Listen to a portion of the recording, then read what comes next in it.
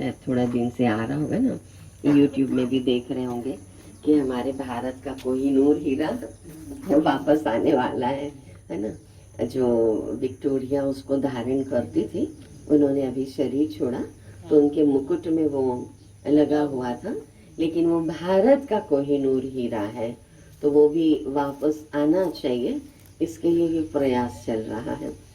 अब ये बड़े आश्चर्य की भी बात है, और बाबा ने तो पूरा सिद्ध कर दिया कि पूरा जो हमारा लूट लूट के ले गए ना भारत का, वो सब हम लोग को रिटर्न कर देंगे। अभी रिटर्न सर्विस हो रही है। सोचते हैं भारत उधारी ले रहा है, कोई उधारी नहीं ले रहा है, हमारा लूट के ले गए, हमें वापस करेंगे, और हम उनको वापस नहीं कर पाएंगे। उसके बाद सृष्टि का परिवर्तन और नई सृष्टि की स्थापना। तो देखो, आप डायरेक्ट परमात्मा वंशी हो। अब देखो, ब्रह्मा विष्णु शंकर सूक्ष्म देवताओं की भी पूजा पीछे शुरू होती है, पहले शिव की भक्ति होती है। तो अन्य आत्मा रचना भी इनडायरेक्ट आत्माओं द्वारा है। तो भक्ति में भी इनडायरेक्ट भक्ति करते हैं। और अभी आप मेडिटेशन में क्या कर रहे हो? डायरेक्ट भक्ति कर रहे हो। आप डायरेक्ट भगत हो, इनडायरेक्ट नहीं, अर्थात शिव की पूजा ही आरंभ करते हो। तो प्राप्ति में भी देखो, आप डायरेक्ट आत्मा अर्थात डायरेक्ट रचना को अनेक जन्मों के लिए वर्षा जीवन मुक्ति का मिलता है। अन्य आत्माओं को जीवन मुक्ति का वर्षा इतने समय का नहीं मिलता। वर्षा माना प्रॉपर्टी, तो परमात्मा से डायरेक्ट प्रॉपर्टी मिलती है। कौन सी? ऐसे प्रॉपर्टी बोलो ना तो क्या याद आता है? धन दौलत मकान, ये सब जमीन जायदाद, लेकिन प्रॉपर्टी है सुख शांति आनंद प्रेम की, तो डायरेक्ट मिलता है। आपकी जीवन मुक्ति आधा कल्प चलती है, सतयुग त्रेता, और अन्य आत्माओं की जीवन मुक्ति और जीवन बंध दोनों ही आधा कल्प के अंदर मिलता है, द्वापर और कलयुग। उनकी जीवन मुक्ति भी है और जीवन बंध भी है। वो भी द्वापर से आदि वाली आत्माओं को, पीछे वाली आत्माओं को तो थोड़े जन्म में ही दोनों की प्राप्ति होती है। हमारा घर कौन सा है? परम धाम। परम धाम से आत्माएं उतर रही है, जा कोई भी नहीं रहा है, जनसंख्या बढ़ रही है। जो अभी अभी उतरा परम धाम से, जो आत्मा उतरी, तो उसको प्राप्ति तो ज्यादा होगी ना, तो उसको कहते हैं जीवन मुक्ति। बाकी मुक्ति तो सबको मिलनी है।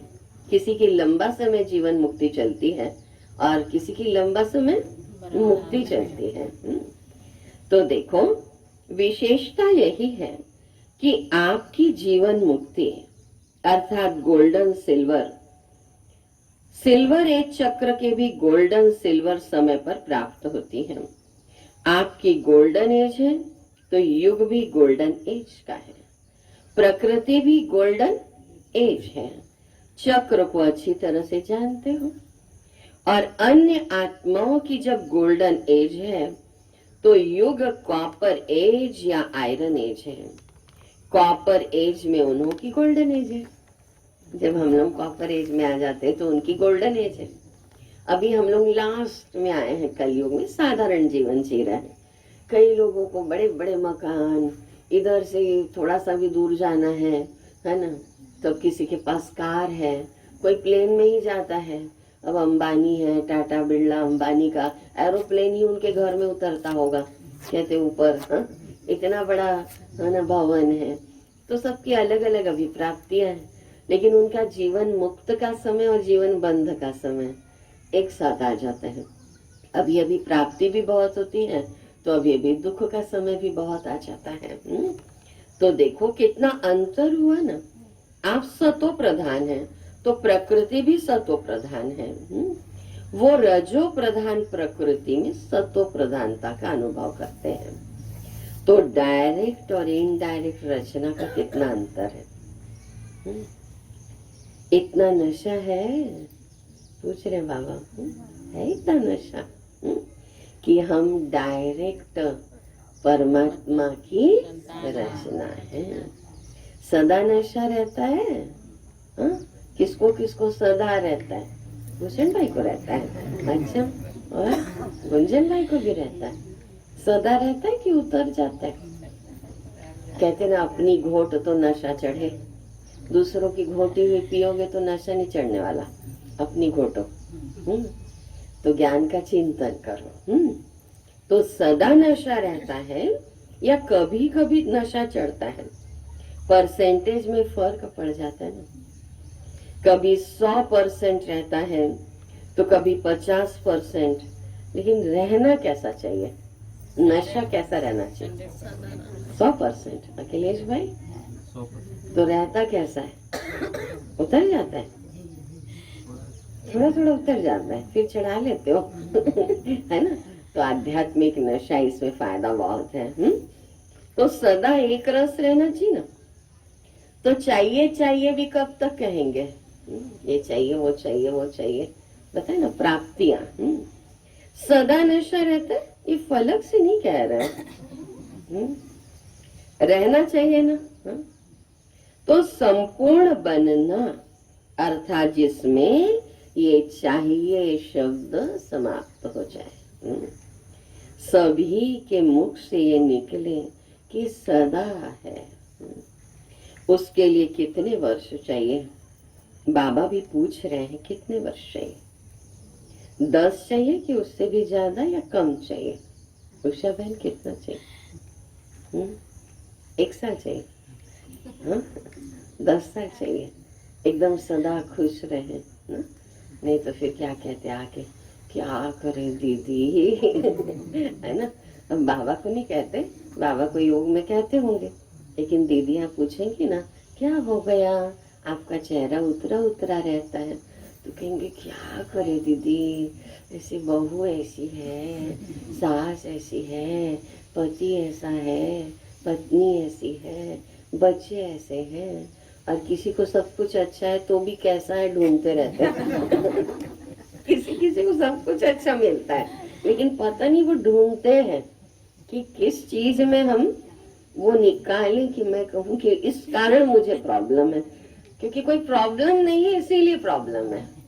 ये भी है बड़ी बात, है ना। हमने देखा किसी किसी को कोई प्रॉब्लम नहीं है फिर भी प्रॉब्लम है। तो प्रॉब्लम आते रहना चाहिए, वो ठीक है। बाबा ने विघ्न विनाशक बनने के लिए कहा। तो अब तो समाप्ति का समय आ गया ना। गुप्ता जी कहाँ बैठे हैं? तो तपस्या वर्ष प्रारंभ हो गया है ना। आजूराम भाई कहाँ बैठे हैं? ऐसे पीछे बैठे हैं। अच्छा, और राम भजन भाई भी बैठे हैं। हाँ, ठीक है। तो जब आरंभ किया तो सब ने क्या संकल्प किया? संपन्न बन जाएंगे, यही सोचा था ना। वर्ष तो समाप्त हुआ, लेकिन आप संपन्न हो गए हो या होना है? और कितना वर्ष चाहिए? कितना चाहिए पूछ रहे बाबा। औरों को तो चैलेंज करते हो कि सेकंड में जीवन मुक्ति का वर्षा लो, या कहते हो 25 वर्ष में लो। तो 12 मास में कितने सेकंड, कितने दिन हुए? तो सबको अब संपन्न बन जाना चाहिए ना, या अभी और समय चाहिए? क्या रिजल्ट है? कितने वर्ष चाहिए ये बता दो। नहीं तो दूसरा वर्ष भी समाप्त होगा, फिर ये गीत गाएंगे कि अभी और समय चाहिए। ये चाहिए चाहिए का गीत कितने समय का है? गीत का भी 3 व 5 मिनट का ही टाइम होता है। ज्यादा लंबा बजाते हैं, कहते बड़ा लंबा गीत है। या कोई डांस करता रहता ना लंबा 10 मिनट, अरे शॉर्ट रहता ना थोड़ा सा सॉन्ग तो अच्छा रहता। तो हमको भी संपन्न बनने में कितना समय चाहिए? तपस्या वर्ष में दृढ़ संकल्प किया या संकल्प किया? दृढ़ता की निशानी ही है सफलता। फिर तो इस वर्ष और फोर्स की तपस्या चाहिए ना, या सेवा करनी है? दोनों नहीं कर सकते। कहते क्या करें, तपस्या का टाइम ही नहीं मिलता, है ना। सेवा सेवा सेवा चल रही है। बाबा ने कह दिया था लास्ट समय आएगा आप लोग को बैठने का भी टाइम नहीं मिलेगा, इतने आएंगे, है ना, लो, क्योंकि अभी डिप्रेशन बहुत बढ़ रहा है ना। अब मान लो मैं ही डिप्रेशन में रहूं तो मैं दूसरे को डिप्रेशन से कैसे बाहर निकले? न देवेंद्र भाई, ना दूर कैसे करूंगी, है ना। तो हम लोगों को पहले तो मुस्कुराते रहना पड़ेगा, दिल से मुस्कुराओ। वो गीत है ना, दिल से कहो मेरा मेरा बाबा, बाबा, प्यार से कहो मेरा बाबा, साथ निभाएगा ना, हाथ बढ़ाएगा ना मेरा बाबा। तो फिर दिल से मुस्कुराना भी है ना। आर्टिफिशियल में मजा नहीं आता, मजा आता क्या, दिल से मुस्कुराने में मजा आता है ना। तो देखो, आपका कर्म योगी का टाइटल है ना, कर्म योगी हो तो सेवा करते योग में, गीता में भी क्या है, कर्म योग, इसको महत्व दिया गया है। अर्जुन को कहा भगवान ने कि ये नहीं कि तुम सब कुछ छोड़ छाड़ के बैठ जाओ तपस्या में या जंगल में, नहीं, गृहस्थी को संभालो, युद्ध करो, मैं साथ हूँ तुम्हारे, लेकिन जो भी चैलेंजेस आ रही हैं उसको फेस तुम ही करो, है ना, मैं नहीं करूँगा, मैं तो शस्त्र भी उठाने वाला नहीं हूँ। तो जो समस्या है उसका सामना भी तो हमें ही करना है। वो साथ देगा, वो शक्ति देगा, वो विवेक देगा। तो सेवा करते कर्म योगी। तो स्व की सेवा और सर्व की सेवा, दूसरे की सेवा करें और अपनी सेवा में अलबेले हो जाए तो उसको वास्तव में यथार्थ सेवा तो नहीं कहेंगे ना। सेवा की परिभाषा ही है, सेवा के मेवे मिलते हैं। दिल से करो ना सेवा तो क्या मिलता है, मेवा। कौन सा मेवा, काजू किशमिश है ना, अंदर में खुश रहना ये भी मेवा है। तो सेवा अर्थात मेवा, फ्रूट, फल, प्रत्यक्ष फल। सेवा करो मेवा खाओ, क्या करो, सेवा करो, मेवा खाओ। जोर से बोलो ना, सेवा करो, मेवा खाओ। अगर स्व की तरफ अलबेले बन जाते ना तो वो सेवा मेहनत है, खर्चा है, थकावट है। लेकिन प्रत्यक्ष फल सफलता नहीं है। पहले स्व की सेवा, स्व में सफलता, साथ में औरों को भी सफलता की अनुभूति हो, साथ साथ हो। स्व को हो, औरों को नहीं हो, ये भी यथार्थ सेवा नहीं है। नहीं, मैं कहूँ मैं तो खुश रहती हूँ लेकिन दूसरे को मैं दिखाई ही नहीं दे रही हूँ खुश, कोई मानेगा क्या। मेरे हर समय यहाँ पर 4 लाइन, हमेशा मैं ऐसे माथा पकड़ी रहूं और मैं कहूँ मैं तो खुश रहती हूँ, लगेगा, आपका चेहरा बताएगा। आप जैसे किसी से रोज मिलते भी हो ना और आप खुश रहते हो और किसी एक दिन आप उदास रहते हो तो कहते क्या हो गया ना, तुरंत कहेंगे दीदी क्या हो गया आज आपको, आज थोड़ा सा ना आपका चेहरा ठीक नहीं लग रहा है। मैं कहूँगी नहीं नहीं नहीं सब ठीक है, नहीं नहीं दीदी कुछ तबीयत खराब है क्या आपकी, कुछ हो गया है क्या। तो चेहरे में दिखाई तो देता है ना, चाहे शारीरिक तकलीफ हो चाहे मानसिक तकलीफ हो, दिखाई तो देता है ना। तो साथ साथ हो, है ना, स्व को हो और औरों को नहीं हो तो भी यथार्थ सेवा नहीं है, और औरों को हो स्व को नहीं हो ये भी यथार्थ सेवा नहीं है। तो सेवा में सेवा और योग दोनों ही साथ साथ क्यों नहीं रहता, उसका कारण क्या है। एक को देखते हो तो दूसरा ढीला हो जाता है। आ जाओ और थोड़ा सामने आ जाओ भाई, थोड़ा आप लोग भी और सामने आ जाओ भाई, हम ऐसे देख लेंगे। हाँ पीछे बैठ जाओ टीकाराम भाई आके। तो देखो दूसरों को देखते हो ना तो पहला ढीला होता है, इसका कारण क्या। कभी कभी सेवा बहुत हो जाती है, टू मच, है ना, तो न तो मुरली ढंग से सुनेंगे, न योग में बैठेंगे, न अमृत बेला सही हो पाता है, ब्रह्म मुहूर्त में उठना। फिर कई बार माना शरीर के लिए भी प्राणायाम चाहिए, आसन चाहिए, थोड़ा वॉकिंग करना चाहिए, वो भी छूट गया तो शरीर ढीला ढाला हो जाता है। तो तन की भी सेवा चाहिए और मन की भी सेवा चाहिए, है ना। तो देखो कारण है कि सेवा के प्लान तो बहुत अच्छे अच्छे बनाते हो लेकिन प्लेन बुद्धि बन प्लान नहीं बनाते। प्लेन बुद्धि नहीं है, मना परमात्मा की याद नहीं है, बुद्धि में बहुत व्यर्थ है, वेस्ट है। तो देखो, प्लेन बुद्धि अर्थात सेवा करते और कोई भी बात बुद्धि को टच नहीं करे, सिवाय निमित्त भार निर्माण भाव। निर्माण करते निर्माण स्थिति की कमी हो जाती है ना। निर्माण करते, सेवा माना निर्माण, लेकिन सेवा में क्या होता है कि एक दूसरे के साथ थोड़े से संस्कार भी टकराते हैं। उसका संस्कार ऐसा, मेरा संस्कार ऐसा। अब मैं चाहूं कि सब मेरे ही जैसे बन जाएं तो हो भी नहीं पाता, लेकिन मेरी यही सोच मुझे डिस्टर्ब कर देती है। तो वो संस्कार मिलन की रास जिसको बाबा कहते हैं, और वो गीत है ना, ताल से ताल मिला।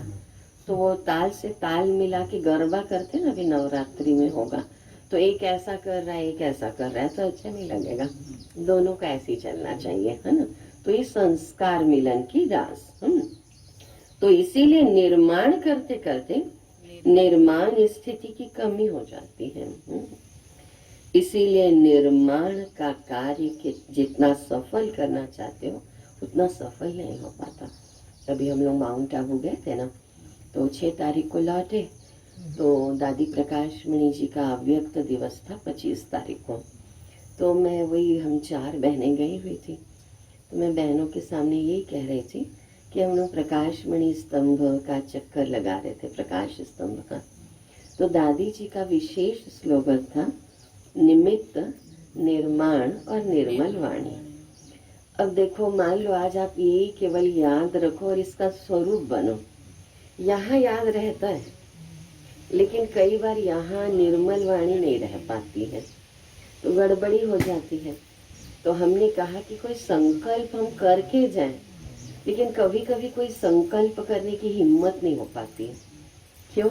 क्योंकि लगता है पता नहीं कर पाऊंगी या नहीं कर पाऊंगी। तो दादी जी का विशेष था, निमित्त निर्माण और निर्मल वाणी। अब इसकी धारणा दादी ने की, तो दादी ने जब दूसरे को कहा तो उनकी बुद्धि को टच हुआ। मैं नहीं कर पाती हूँ, लेकिन मैं दूसरे को कहती हूँ।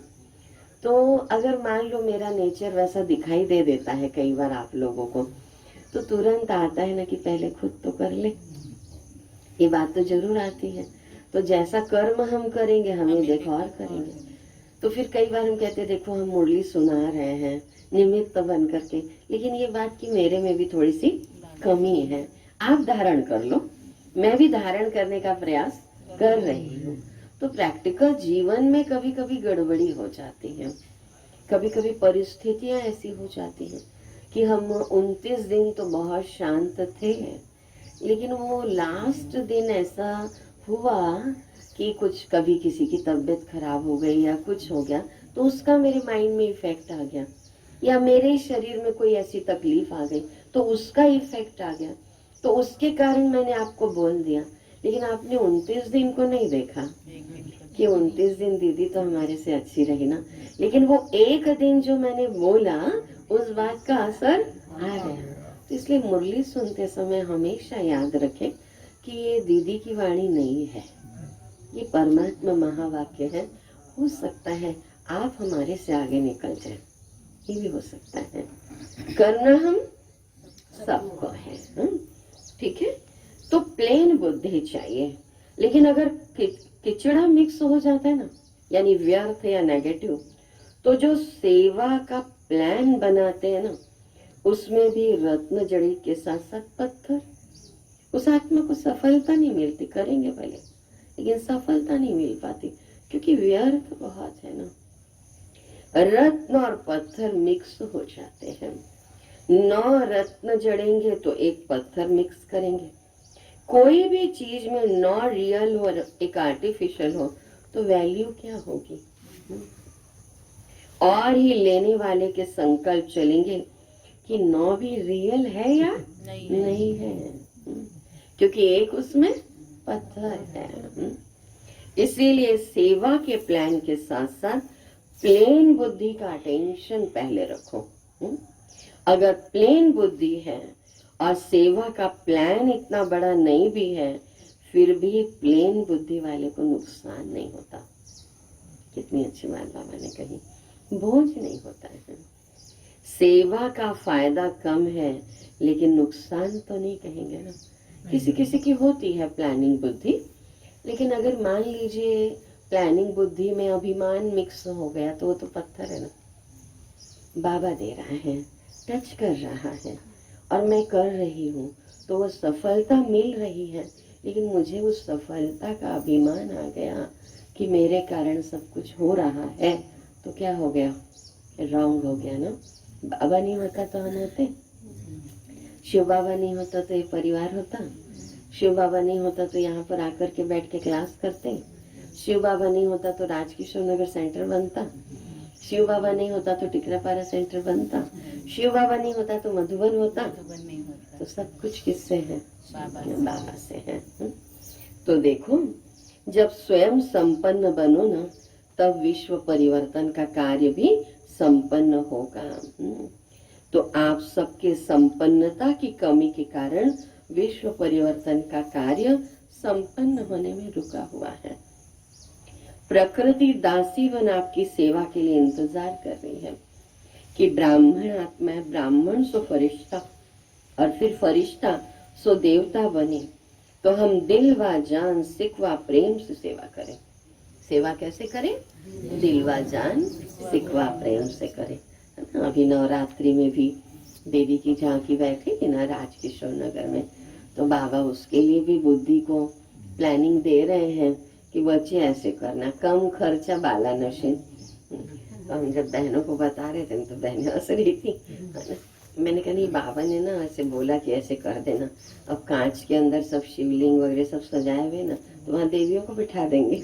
नहीं, फिर हमने कहा लाइट बंद कर देंगे और फिर लाइट चालू कर देंगे, देवी का दर्शन करो। है ना, कितना अच्छा लगेगा। और बड़ी क्यों खर्चा करे ज्यादा, नहीं तो वहाँ बिठाते थे ना वो टिकरा दयालबंद में 5-5 लाख लग जाता था। हमने कहा नहीं बाबा, कम खर्चे में सब कुछ होगा, सेवा तो करनी है, बाबा करवाएंगे। तो देखो, फरिश्ता जिसका पुरानी दुनिया, पुराने संस्कार, पुरानी देह के प्रति कोई आकर्षण का रिश्ता नहीं, पुरानी दुनिया, पुराने संस्कार, पुरानी देह, तीनों में पास, तीनों से मुक्त। वैसे भी ड्रामा में पहले मुक्ति का वर्षा है, फिर जीवन मुक्ति का। वाया मुक्ति धाम के आप जीवन मुक्ति में नहीं जा सकते, वाया अहमदाबाद आप आबू नहीं पहुंच सकते, आपको अहमदाबाद होके जाना पड़ता है, वाया उदयपुर होके ही आपको आबू जाना पड़ता है, वाया है ना जयपुर या अजमेर होके फिर आबू, वाया तो है कुछ। तो ऐसे वाया मुक्ति फिर जीवन मुक्ति। तो देखो, फरिश्ता बनना अर्थात अव्यक्त फरिश्ता, ब्रह्मा बाबा से भी तो प्यार है ना, ये ब्रह्मा बाबा है। तो वाया मुक्ति धाम से आप जीवन मुक्ति में जाते हैं। तो फरिश्ता अर्थात मुक्त।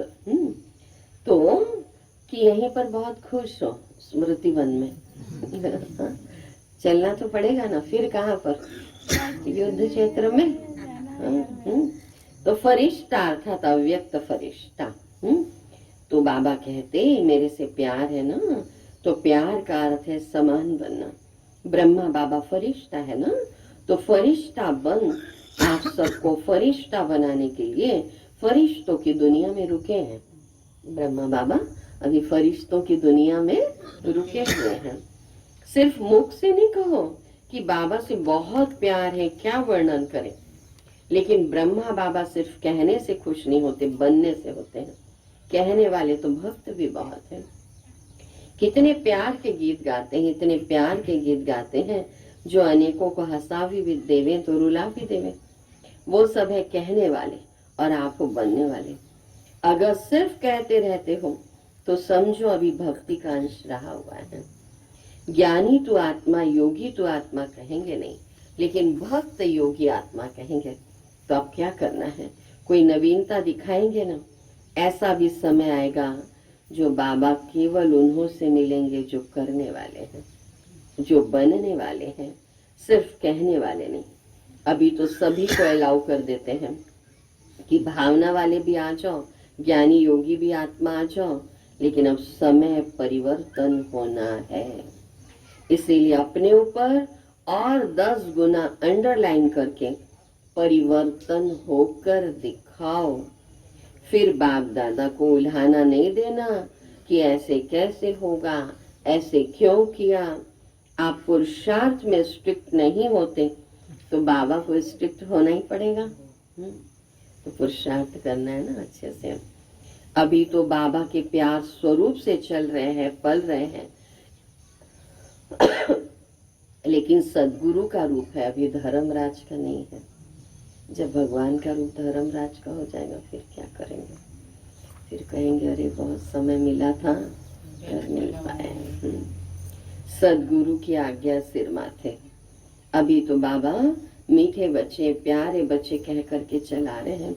अगर प्यार है, मिलन की प्यास है, तो समान बनकर मिलो ना, महान अंतर से नहीं मिलो। समान बनकर मिलने में बहुत मजा है, ये मजा और है। अच्छा बाबा से मिल लिए, दृष्टि ले ली, वहां गए, फिर कोई कमजोरी आ गई, शक्ति मिली और काम में लाई कि 1-2 बार विजयी बने फिर कमजोर बन गए। तो ये अपने प्रकार का मिलना है, लेकिन यथार्थ प्यार, यथार्थ मिलन इससे बहुत ऊंचा है, बहुत बहुत प्यारा है, उसका अनुभव करो। समझा? समझा? तो सदगुरु की कोई ने आज्ञा नहीं मानी तो सदगुरु है ना, बाबा के आगे बच्चों के नाज लाड़ सब कोट चलते हैं, लेकिन धर्मराज के आगे नहीं चलने वाले। फिर धर्मराज का रूप हो जाएगा, ठीक है ना? अच्छा अभी संपन्न बन करके दिखाओ। थोड़ी लंबी वाणी है, फिर इसको हम लोग शाम को भी ले लेते हैं, बहुत अच्छा। तो देखो, कई सोचते हैं, कई ऐसे भी कहते हैं कि सबसे संतुष्ट कौन है? ऐसा तो एक भी नहीं दिखाई देता, है ना? मुझे कौन देगा सर्टिफिकेट, है ना? सबसे कोई ना कोई थोड़ा थोड़ा तो असंतुष्ट रहता है।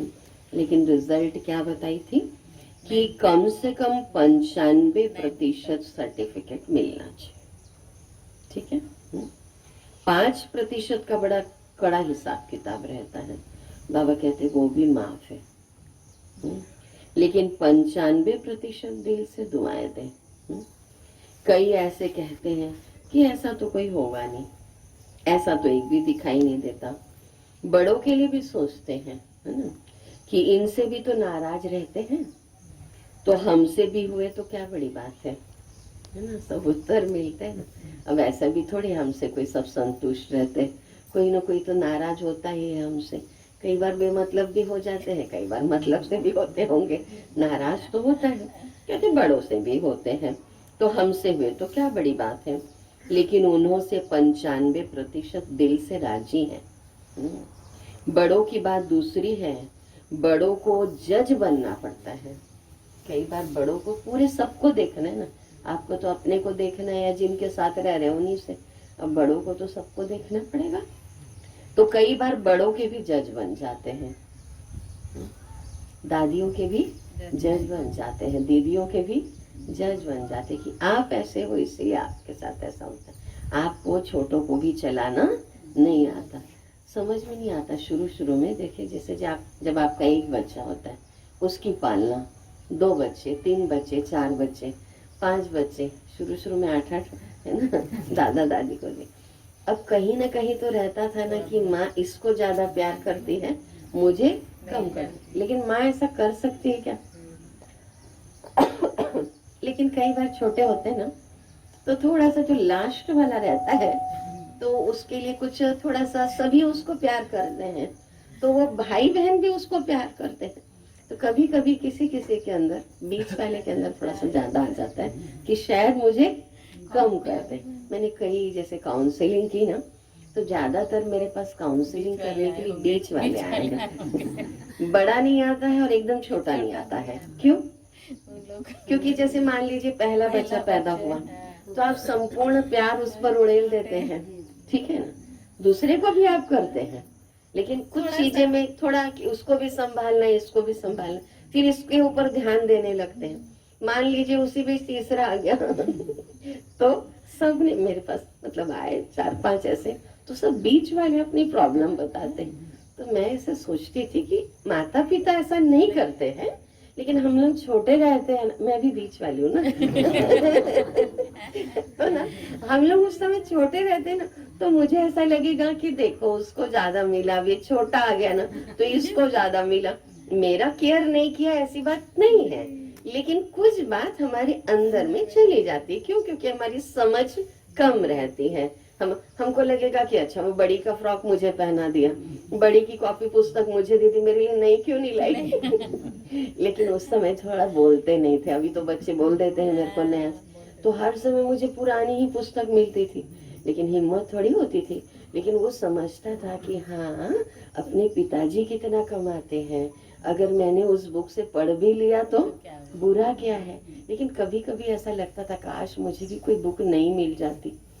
तो एक बार ना मैं बहुत प्रैक्टिकल बात, एक बार मैंने जबरदस्ती अपनी एक बुक घुमा दी गणित वाली ताकि मुझे, मेरी माँ बैठी हुई है हाँ, लेकिन गणित की बुक मुझे मिल जाए नहीं कम से कम। और मुझे सच बताऊं इतनी खुशी हुई ना मुझे कि क्या बताऊं कि मुझे इतने साल बाद मुझे नई बुक मिली है। तो लेकिन मैंने जबरदस्ती घुमाई थी वो हाँ, मैं बता रही हूँ लेकिन उस समय शायद वो 10 रुपए 5 रुपए भी माता पिता के आगे वो बहुत बड़ी बात होती होगी ना।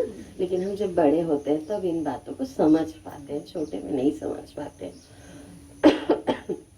तो बाबा कह रहे हैं 95% राजी होना चाहिए, है ना। बड़ों के भी कई बार जज बन जाते हैं कि ये इसकी बात में हाँ करते हैं, हमारी बात में नहीं करते हैं, और जिसको ना कर देते हैं वो नाराज हो जाते हैं, है ना।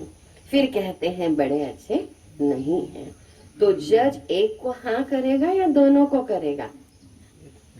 हाँ, एक को ही तो ना कि दोनों को पास कर देगा। हाँ, एक को तो ना कहेगा ना, तो वो बातें अलग है। लेकिन दिल की तपस्या, दिल का प्यार, निमित्त भाव, शुभ भाव, वो सर्टिफिकेट सामने देखो। ये नहीं कॉपी करो कि बड़ों से भी संतुष्ट नहीं है, बड़े भी ऐसा करते हैं, हम तो फिर भी ठीक है, ऐसे नहीं सोचो। 95% अगर संतुष्ट हैं तो नंबर मिल जाएगा। कोई एक भी नंबर नहीं दे रहा है मुझे, तो मैं पास कैसे होंगे? कम से कम मुझे 95% तो कहे ना, रिजल्ट में ये तो आए ना। समझा? समझ गया आज? हाँ, अच्छा। 4 ओर के आदि पिता के आदि रचना, डायरेक्ट रचना, श्रेष्ठ आत्माएं, सर्व जीवन मुक्ति का वर्षा, अनेक जन्म प्राप्त करने वाली आत्माएं, सर्व ब्राह्मण सो फरिश्ता, फरिश्ता सो देवात्मा बनने वाली अधिकारी आत्माएं, सदा प्लेन बुद्धिबंद सेवा के प्लान में सफलता प्राप्त करने वाली आत्माएं, बाबा से सच्चा स्नेह, सच्चा प्यार निभाने वाली सर्व समीप आत्माओं को बाप दादा का याद प्यार और नमस्ते। हम बच्चों की भी बाबा को याद प्यार, गुड मॉर्निंग और नमस्ते। आज का वरदान है कंट्रोलिंग पावर द्वारा तूफान को भी तोहफा बनाने वाले यथार्थ योगी भव।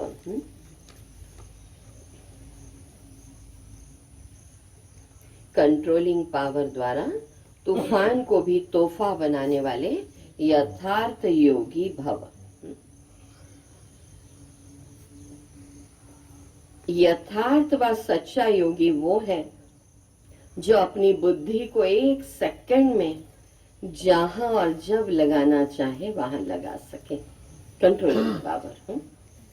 परिस्थिति हलचल की हो, वायुमंडल तमोगुणी हो, माया अपना बनाने का प्रयत्न कर रही हो, फिर भी सेकंड में एकाग्र हो जाना, ये है याद की शक्ति। कितना भी व्यर्थ संकल्प का तूफान हो, लेकिन सेकंड में तूफान आगे बढ़ने का तोहफा बन जाए, ऐसी कंट्रोलिंग पावर हो। ऐसी शक्तिशाली आत्मा कभी ये संकल्प नहीं लाएगी कि चाहते तो नहीं है लेकिन हो जाता है। तो मैं योगी आत्मा हूँ, आज का ये स्वमान रहेगा। स्लोगन है योग युक्त और युक्ति युक्त कर्म करने वाले ही विघ्न प्रूफ बन सकते हैं। योग युक्त और युक्ति युक्त कर्म करने वाले ही विघ्न प्रूफ बन सकते हैं। तो यथार्थ योगी विघ्न प्रूफ है ना, प्यार की निशानी है समान बनना। तो अभी हम 2 मिनट योग करते हैं।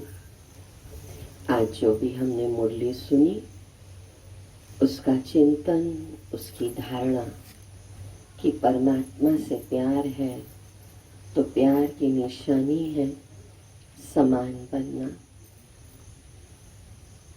कुछ कमियां हैं मुझ आत्मा के भीतर और उन कमियों को स्वाहा करना है। यही यथार्थ प्रेम है। हम कहते हैं कि मेरा परमात्मा से बहुत प्यार है, तो प्यार की निशानी है समान बनना, योगी बनना, कर्म योगी बनना। युद्ध क्षेत्र में, अंदर के महाभारत में भी स्थिति कर्म योगी की हो।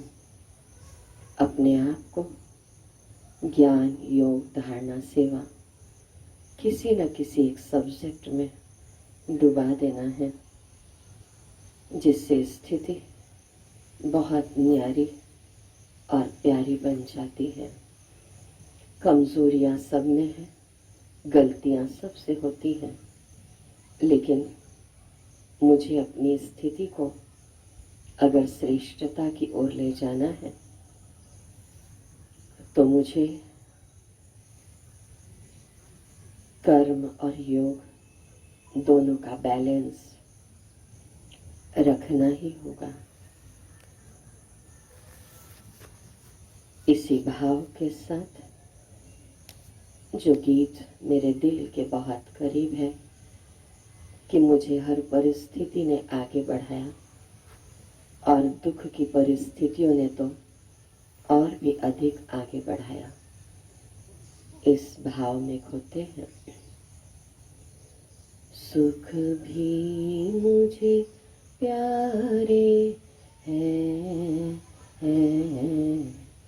दुख भी मुझे प्यारे हैं, छोड़ो मैं किसे भगवन, दोनों ही हमारे हैं। सुख भी मुझे प्यारे हैं, दुख भी मुझे प्यारे हैं, छोड़ो मैं किसे भगवन, दोनों ही हमारे हैं। सुख दुख इस जीवन की गाड़ी को चलाते, सुख दुख ही हम सबको इंसान बनाते हैं। संसार की नदिया के दोनों ही किनारे हैं, छोड़ो मैं किसे भगवन, दोनों ही हमारे हैं। दुख चाहे न कोई भी, सब सुख को तरसते, दुख में सब रोते हैं, सुख में सब हंसते हैं।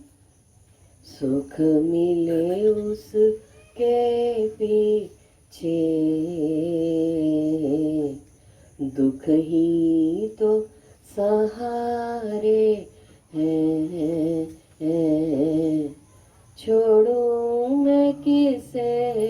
भगवन दोनों ही हमारे हैं। सुख में तेरा शुक्र करूं, दुख में फरियाद करूं। जिस हाल में रखे मुझे मैं तुमको याद करूं। मैंने तो तेरे आगे ये हाथ पसारे हैं। छोड़ूं मैं किसे भगवन दोनों ही हमारे हैं। दोनों ही हमारे हैं। दोनों ही हमारे हैं। परमात्मा हमारे साथ है तो दुनिया की कोई ताकत मुझसे मेरी शक्ति को छीन नहीं सकती। भगवान मुझसे बहुत प्यार करते हैं। कल जैनियों का क्षमा दिवस था। जाने या अनजानेपन में भी हम सब से कभी न कभी, हम सब से कोई एक नहीं है, हम सभी से जाने या अनजानेपन में हम मन वचन कर्म से किसी न किसी को दुख पहुंचाते हैं। तो उनको भी सम्मुख देख करके उनसे क्षमा मांग ले, क्षमा मांग ले। ओम शांति, ओम शांति, ओम शांति। हर संडे की क्लास अब यहीं पर होगी। और विशेष आज आपको बता दूं कि मेरे नागपुर से भी मामा मम्मी जो है वो भी 2 दिन के लिए 3 दिन के लिए आए हुए। और हमारे मामा जी SCCL में WCL होता है ना, तो उसमें GM के पद पे थे, रिटायरमेंट हुआ। मामा मामी मेरे वहाँ पर बैठे हुए हैं पीछे तरफ जिनके लिए लगाया ना। लेकिन उनको इतना अपनी बहन की याद आ रही थी तो मामा ने कहा बिलासपुर जाना ही है ना। तो बाई रोड ये लोग आए, लेकिन हमको बहुत बहुत खुशी हुई। हमारी ये बहन है संजू, हाथ ऐसे हिला दो। तो ये मेरी बहन है, मामा की बिटिया। तो मामा मामी और उनकी बिटिया आए हुए और साथ ही उनके सारथी भाई भी आए हुए हैं ना। बड़ा है मामा पीछे ही बैठे हैं ना, संदीप भाई पीछे ही बैठे हैं ना। तो मामी थोड़ा सा नीचे नहीं उतर पाती थी तो ऐसे चेयर में उनको लेके आए, कार में बिठा के। ठीक है, ठीक है। तो अभी सबको ओम शांति, ओम शांति, ओम शांति। देवी भी बैठेगी अपनी झांकी राजकिशोर नगर में, जरूर बिठाने वाले हैं। और बाकी रोज की क्लास तो राजकिशोर नगर में सुबह शाम की 7 बजे से होती है और टिकरापारा सेंटर में भी 7 से 8। ठीक है, ओम शांति।